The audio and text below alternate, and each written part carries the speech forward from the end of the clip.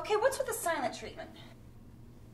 Silent treatment? We're working on the BOSU. I finally get you down to the cultural center and you don't say a word. Didn't you have fun? I had a good time. You need to focus on your balance. You left early and you barely said goodbye. Did I do something wrong? No, you were talking to your friends. You had family there. I didn't want to intrude. You are my guest, Heidi. We're doing 12 reps of each set. I know what I'm doing and you're dodging the question. It was a new experience for me. It was, I don't know, it was different. I'm still processing. Different as in good different? Or weird different? Or get me the hell away from all these crazy Arabs different? I was really touched when you invited me. It meant a great deal to me. And I have never been to the Arab American Cultural Center. I wanted you to experience my world. We're always here in your world. Come on, this gym is as much yours as it is mine. So what do you mean by I'm still processing? I'm processing. Look, I loved the music and the dancing and the food. My God, it was delicious. But? I thought it would have been better without the politics. It got a little heated for my tastes. The politics? Squats next. Remember your form?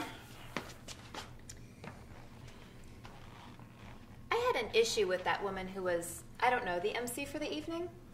Suhaila? Is she a friend of yours? More like a friend of my parents. But I thought Suhaila was great. I mean, she was funny, she told jokes, she kept the evening moving along. No small feat in my community. Look, I don't want to offend you or anything. You're my personal trainer. Speak your mind, woman.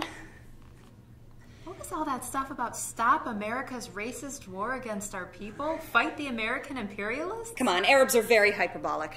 That woman had a lot of anger, a lot of anti-American anger. Okay. U.S. policy in the Middle East knows three things: Israel, Arab dictators, and oil. And America happens to love all three. As for the Arab people, not so interested. Look, I am not defending U.S. foreign policy, okay? But for a moment there, I forgot what country I was in. Yeah, somewhere between Midway Airport and Abu Ghraib. Look, you just have to understand the political culture of the Arab world. It's all about melodrama and fiery speeches. As Suhaila and company, they're all immigrants. Well, fiery speeches incite action. Not in the Arab American community. No, we prefer words to action. Good job. Rest. Okay.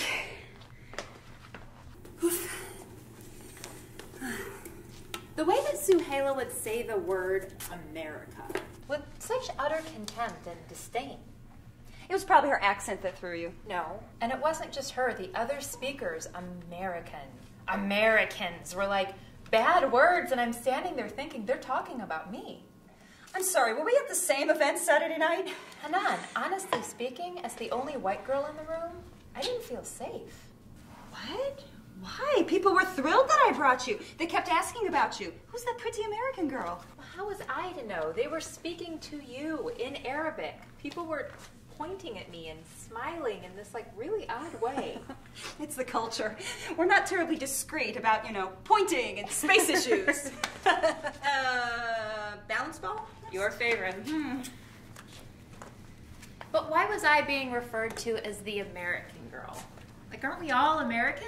Well, yeah, but for Arabs, Americans are white people. White people? I was bragging to everyone about you. That's her, that's Heidi, my personal trainer. The one who helped me lose all the weight. Helped me reverse my diabetes. That is so sweet of you, Hanan. My God, I feel terrible for having said anything. Don't. I need to hear it. It's so easy to get caught up in one's own bubble. The community hasn't forgotten how fat I was.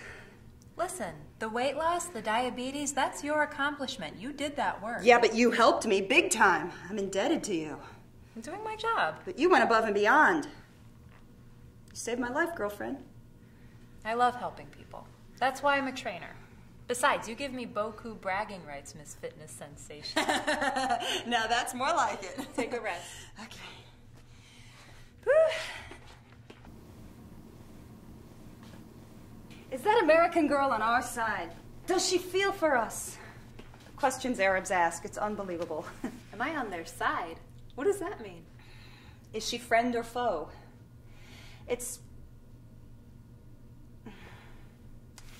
Feelings in the Arab community are very raw these days. People feel vulnerable. They're insecure. And you can hardly blame them, being on the defensive all the time. Well, not to sound callous, but anti-American slogans don't exactly endear people to your cause. Well, there was nothing anti-American. Granted, Suhaila could have been more diplomatic. She was a bit unpolished. You know, it makes more sense in Arabic. Or maybe not. Makes more sense in Arabic? Standing reaches.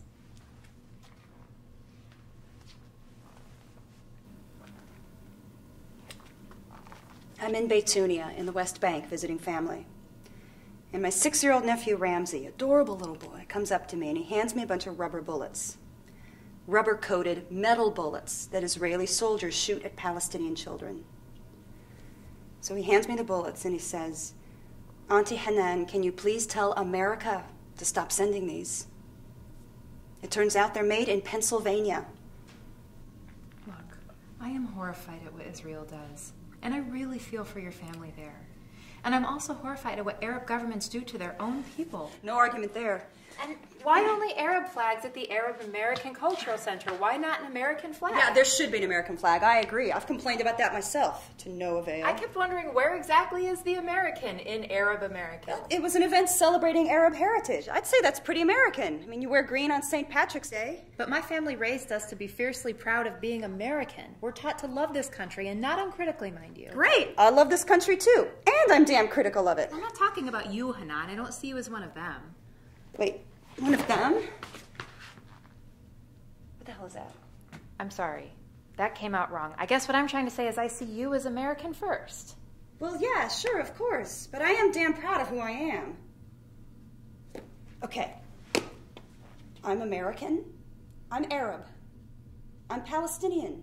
I'm Muslim.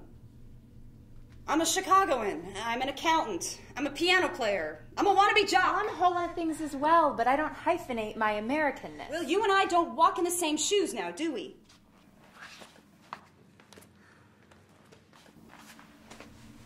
You know, one of the speakers at the event, the older man with the white hair and the cheesy mustache, was going on and on about all the horrible things the criminal Americans are doing to our people in Iraq.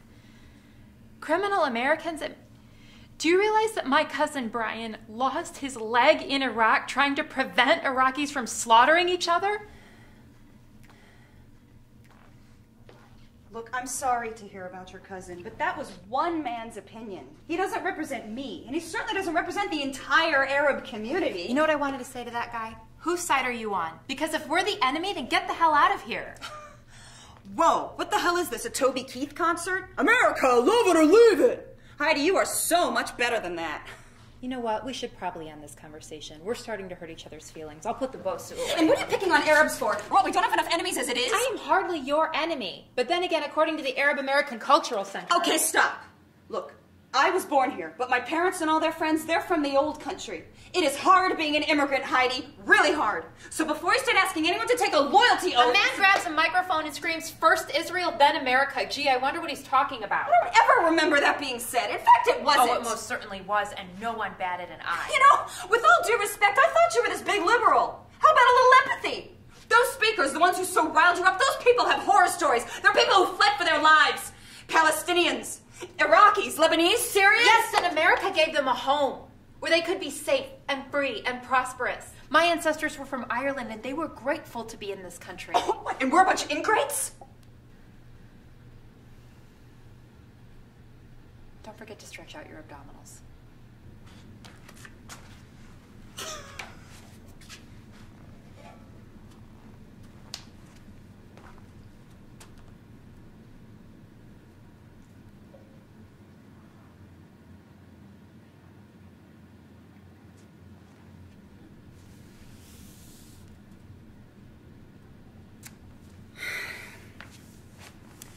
You think if you moved to China tomorrow and spent the rest of your life there that you'd stop being an American?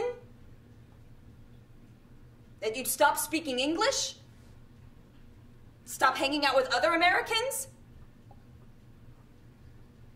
Sure, you might learn Chinese. You might even master the culture, try and fit in. But you'll never be Chinese.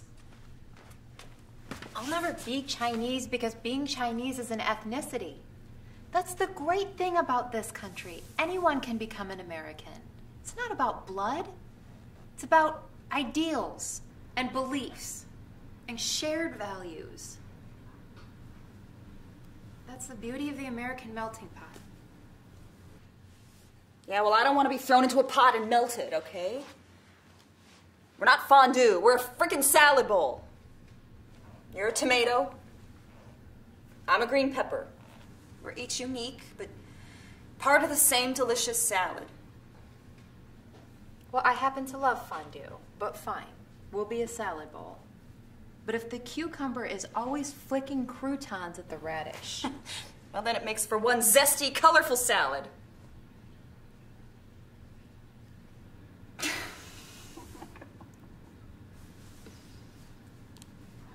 Do you think that all this exercise is short-circuiting our brains? Yes. But at least we've got abs of steel.